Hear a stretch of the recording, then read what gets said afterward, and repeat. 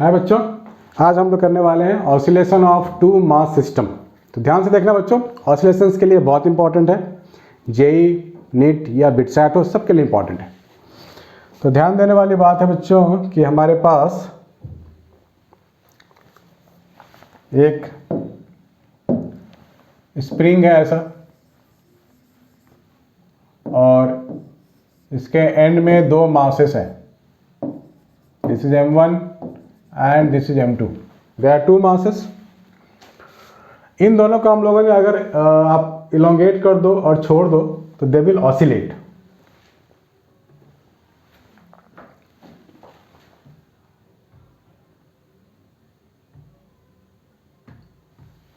They will oscillate. तो मैं एक रेफरेंस लाइन यहाँ पे दे रहा हूँ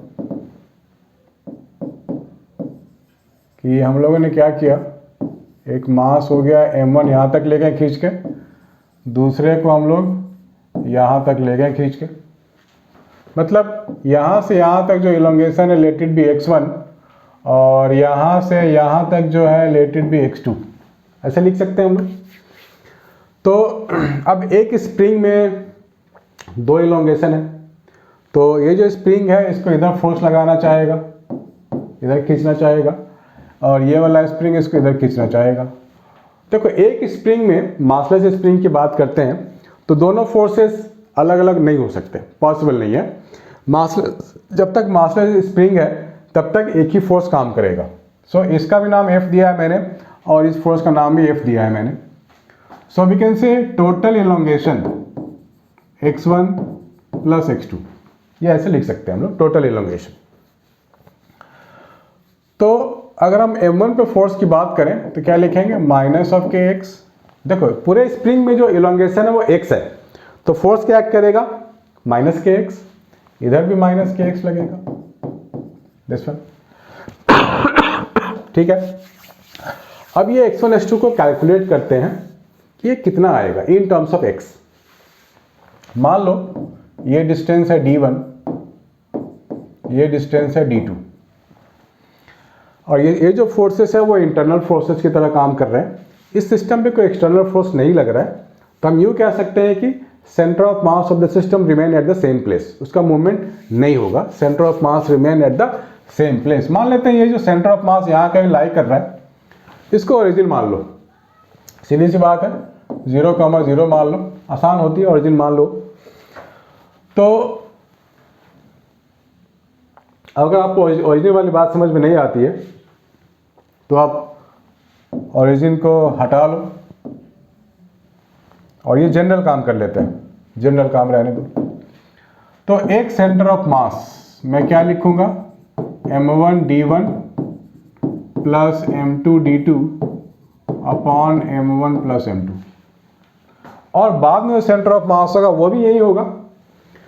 तो मैं लिख सकता हूं एक centre of mass M1 x1 plus D1 plus M2 into x2 plus D2 whole divided by M1 plus M2। अब ये और इसके लेफ्ट साइड में है, तो इसको आपको ध्यान देने वाली बात है, हम इन दोनों को सेम लिखने वाले हैं क्योंकि the centre of mass remain same. दोनों को इक्वेट कर दो तो मुझे क्या मिलेगा, M1 D1 plus M2 D2, sorry बच्चों, this is M1 x1 M1 D1 M2 x2 M2 D2। तो M2 D2 M1 D1 ये कट जाएंगे, मेरे को क्या मिलेगा, ये मिलेगा। और we can say minus of M1 x1 is equal to M2 x2, ये मिल गया। यहाँ माइनस का मतलब है कि ये आप सेंटर ऑफ मास से लेफ्ट की ओर लाई कर रहा है, इसलिए माइनस अपीयर हो रहा है, अदरवाइज यहाँ माइनस का कोई भी मतलब नहीं है। तो सीधा सीधा हम लिख सकते हैं M1 x1 is equal to M2 x2, ये लिख सकते हैं। ठीक है, डिस्टेंस है तो डिस्टेंस नेगेटिव हो नहीं सकता। अब हम इसकी बात कर लेते हैं, यहाँ से मैं अगर x2 की वैल्यू उठाऊँ तो क्या मिलेगा, M1 x1 अपॉन M2, यहाँ डाल देते हैं, x की जगह x2 की जगह डाल देते हैं, तो मेरे को मिल जाएगा x1 is common, M1 plus m2 whole divide by m2। ठीक है, ये मिल गया मुझे x।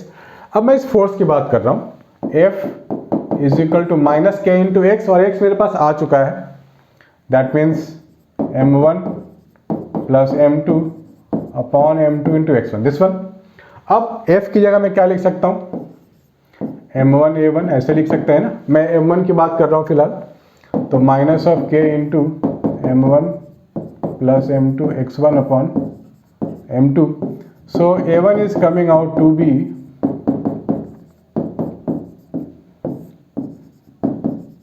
ये मुझे मिल गया है।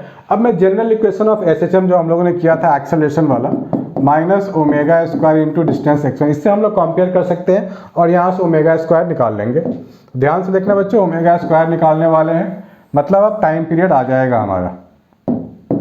तो बाय कंपेयरिंग दिस टू, यहाँ से मुझे मिल जाएगा omega square is equal to K m1 plus m2 upon m1 m2, ये मिल गया मुझे।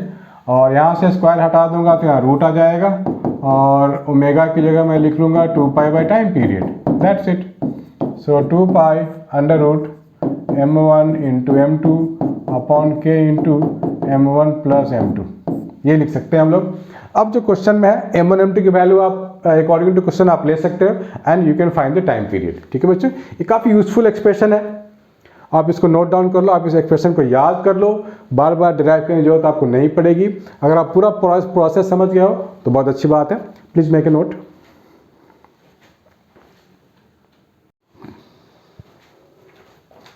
कभी कभी बच्चों को डाउट होता है स्प्रिंग मास सिस्टम के टाइम पीरियड को लेके बच्चों, तो इस ऑसिलेशन की जो चीज़ें हैं, जो बेसिक्स है, वो नहीं भूलनी है कि जब हम स्प्रिंग को मास को डिस्प्लेस करेंगे तो स्प्रिंग फोर्स किधर लगाएगा और कितना लगाएगा। आइए बच्चों देखते हैं कि हमारे पास 2 स्प्रिंग्स है and mass m in between, ये वाला चीज़ है हमारे पास। ठीक है, स्प्रिंग कांस्टेंट ये k1 है, ये k2 है, स्प्रिंग अलग अलग है। ठीक है, इसके लिए बोला गया है फाइंड द टाइम पीरियड। तो क्या करेंगे हम लोग, इस मास को डिस्प्लेस कर दो थोड़ा सा बाय द अमाउंट x और छोड़ दो, तो ये ऑसिलेट करेगा। तो जैसे ही डिस्प्लेस करेंगे तो ये जो मास m है, इस पर कौन कौन सी फोर्सेस लगेंगी, ये जो k1 है वो राइट साइड की ओर इलोंगेट हो गया, तो ये फोर्स लगाएगा, कितना फोर्स लगाएगा, k1x, और ये तो कंप्रेस हो गया, ये भी इधर फोर्स लगाएगा, ये कितना लगाएगा, ये भी लगाएगा कितना, k2x। यानी कि मैं टोटल रिस्टोरिंग फोर्स की बात करूं तो minus of k1x minus of k2x, यही लगेगा total restoring force. That means mass into acceleration minus of k1 plus k2 into x, ऐसे लिखना पड़ेगा मुझे। यानी कि जो एक्सेलरेशन होगा वो क्या होगा, ये हो गया एक्सेलरेशन। इसको आप कंपेयर करो general equation of acceleration minus omega square x, इन दोनों को कंपेयर करो तो आपको क्या मिलता है, आपको मिलता है omega square is equal to k1 plus k2 upon m, और we can say omega is equal to under root k1 plus k2 upon m। यहाँ पर ओमेगा को क्या लिख सकते हैं, 2 पाई बाई टाइम पीरियड लिख सकते हैं, this is k1 plus k2 upon m, और we can say this one. So this is the time period for this kind of system. तो आप सीधा सीधा याद कर सकते हो कि अगर बीच में मास हो, 2 स्प्रिंग हो आजू बाजू में, तो we can do like this time period. बड़ा इजी है, प्लीज मेक ए नोट।